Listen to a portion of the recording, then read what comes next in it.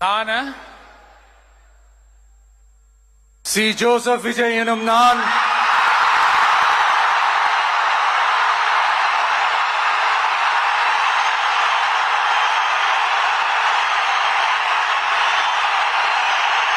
சட்டப்படி அமைக்கப்பெற்ற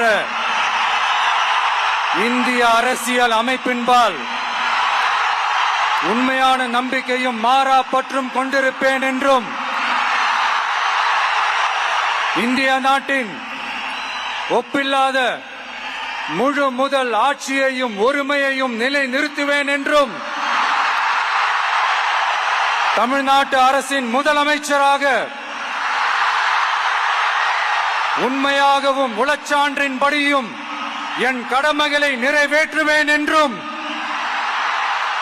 அரசியல் அமைப்பிற்கும் சட்டத்திற்கும் இணங்க அச்சமும் ஒருதலை சார்பும் இன்றி விருப்பு வெறுப்பை விலக்கி பலதரப்பட்ட மக்கள் அனைவருக்கும் நேர்மையானதை செய்வேன் என்றும் ஆண்டவன் மீது ஆணையிட்டு உறுதிமொழிகிறேன்.